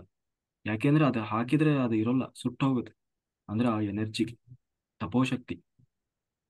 ಹಾಗಾಗಿ ಆ ನಿಮ್ಮ ಇದು ನೀವು ಮೆಟಲ್ ಹಾಕೊಂಡಿರಿ, ನಿಮಗೆ ನಡೀತದೆ ಅಂದ್ರೆ ಓಕೆ. ಅದಕ್ಕೆ ನನ್ನ ಹ್ಮ್. ದೇಹದಲ್ಲಿ ಏನೂ ಒಂದು ರಿಂಗ್ ಸಹ ಹಾಕಿಲ್ಲ ನಾನು. ಅಲ್ಲ, ಯಾಕೆಂದ್ರೆ ಯೂಶುವಲ್ ಆಗಿ ಹೇಳ್ತಾರೆ ಸರ್, ಏನಂತ ಹಾಕೋಬೇಡಿ ಅಂತ ಹೇಳಿ, ಅದಕ್ಕೋಸ್ಕರ ಯಾವ ಅದೇ ಮೆಟಲ್ ಯೂಸ್ ಮಾಡಬೇಡಿ ಅಂತಾರೆ. ಧ್ಯಾನ ring- ಧ್ಯಾನ ಮಾಡೋದು. ಹಿಂಗ ಬಟ್ ನಾನೇನ್ ಮಾಡಿದ್ದೇನೆ, ತುಳಸಿಗೆ ಬೆಳ್ಳಿ ಸುತ್ತಿಸ್ಬಿಟ್ಟಿದೀನಿ, ಅದಕ್ಕೆ ಈ ಧ್ಯಾನ ಮಾಡೋಕೆ ತೆಗ್ದಿಟ್ಬಿಡ್ತೀನಿ. ಇಲ್ಲ, ಹ್ಮ್ ತುಳಸಿ ನಾರ್ಮಲಿ ಬರುತ್ತಲ್ವಾ, ಅದನ್ನ ಹಾಕೊಳ್ಳಿ, ಯಾವಾಗ್ಲೂ ಇರ್ಬೇಕದು. ಹ್ಮ್ ಹ್ಮ್ ಹ್ಮ್ ಸರಿ ಸರಿ, thank you sir, thank you. ಹೀಗೆ ಕೆಲವೊಂದು ಸೂಕ್ಷ್ಮ ವಿಚಾರಗಳೇ ಬಹಳ ದೊಡ್ಡ ಇದನ್ನು ಕೊಡ್ತವೆ. ಆ, ಹೌದೌದು. ಅದು ನನಗೆ ಆಶ್ಚರ್ಯ ಆಗಿತ್ತು, ನನ್ನಲ್ಲಿ ಅಷ್ಟೊಂದು ಎನರ್ಜಿ ಇದೆಯಾ ಬೆಳ್ಳಿ ಸುಟ್ಟು ಹೋಗುವಷ್ಟು. ಅಲ್ಲಿ ಫಸ್ಟಿಗೆ ನನಗೆ ಗೊತ್ತಾಗಿಲ್ಲ ಅದು. ಬಟ್ ಅಲ್ಲಿ ಅವ್ರು ಹಾಕಿದ್ದು ಚೆನ್ನಾಗಿದೆ, ಬಟ್ ನಾನ್ ಹಾಕಿದ್ದು ಹೀಗಾಗಿದೆ ಅಂದ್ರೆ ಇದೇ ಕಾರಣ, ಎನರ್ಜಿ ಅಂತ ಹೇಳಿ. ಹ್ಮ್ ಹ್ಮ್ ಹ್ಮ್ ಅದೇ ಕೆಲವರಿಗೆ ಆಗ್ಬೋದು, ಹಾಕಿದ್ರು ಏನಾಗದೇನೂ ಇರ್ಬೋದು. ಬಟ್ ನಮಗೆ ಅದು ಹಾಕಿದ್ರೆ ಆಗೋಲ್ಲ.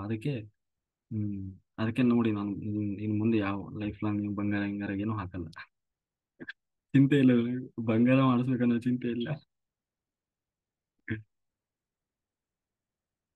ಅದ್ರ ಸುಮ್ಮನೆ ಸುಟ್ಟು ಹಾಳಾಗೋದಾದ್ರೆ ಯಾಕೆ ಹಾಕ್ಬೇಕಲ್ವಾ.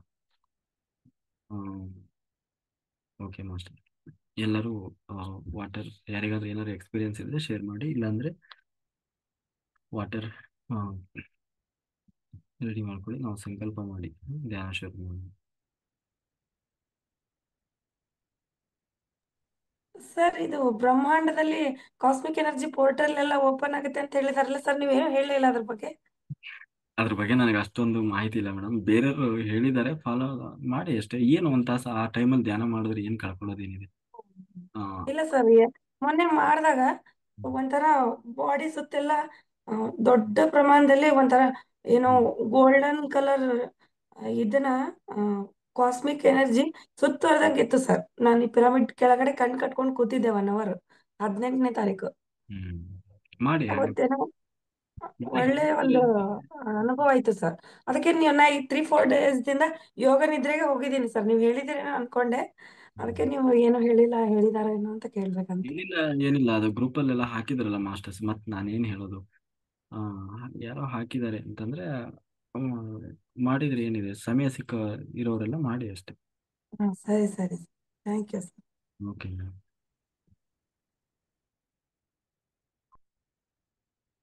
ಆಮೇಲೆ ಕೃಷ್ಣ ಜನ್ಮಾಷ್ಟಮಿ ಆ, ಆಚರಣೆ ಮಾಡುವವರಿಗೆ ಬಹಳ ಕನ್ಫ್ಯೂಸ್ ಇದೆ. ಆ, ಅದೇ ಕೃಷ್ಣ ಜನ್ಮಾಷ್ಟಮಿ ಅಂತಂದ್ರೆ ಸಾಮಾನ್ಯವಾಗಿ ಅದು ಏಕಾದಶಿಯಷ್ಟೇ ಮಹತ್ವ, ಕೃಷ್ಣ ಜನ್ಮಾಷ್ಟಮಿಗೂ ಕೂಡ.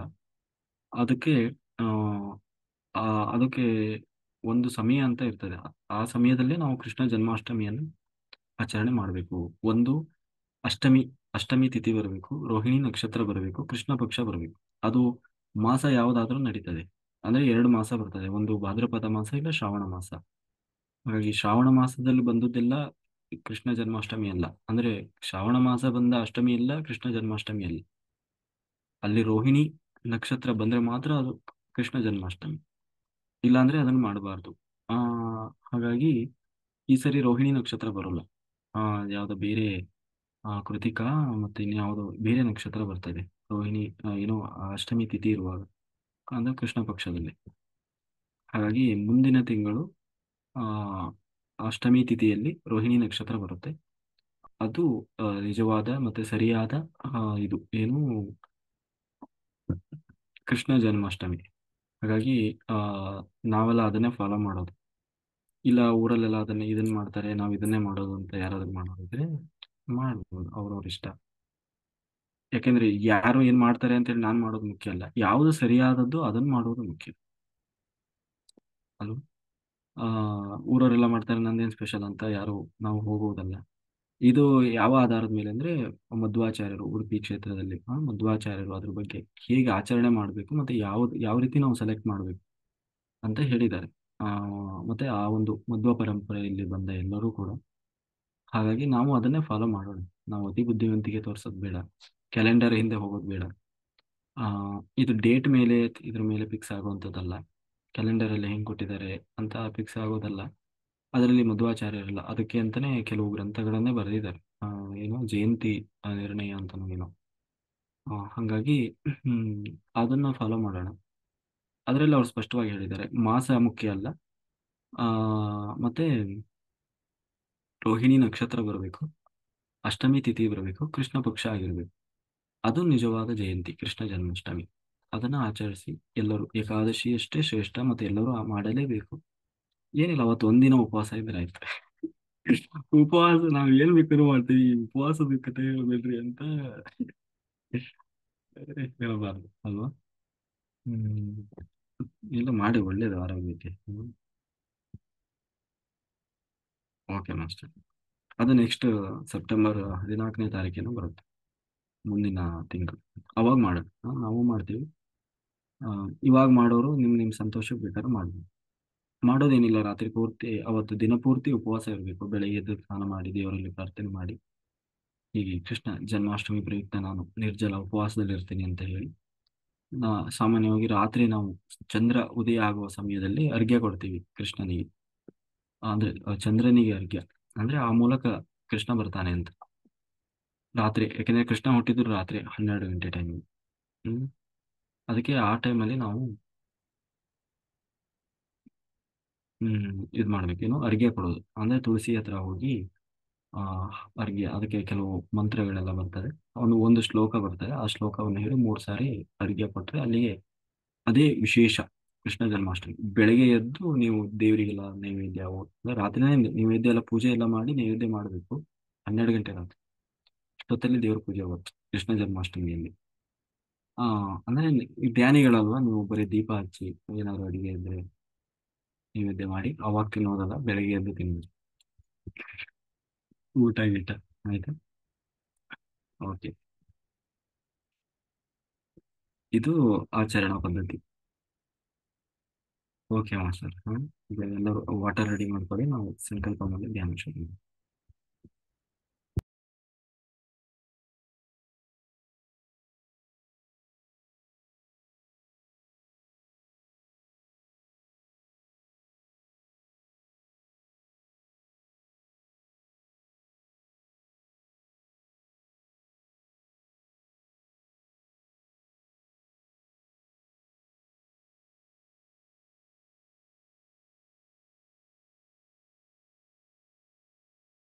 And we have all time in the night to do meditation.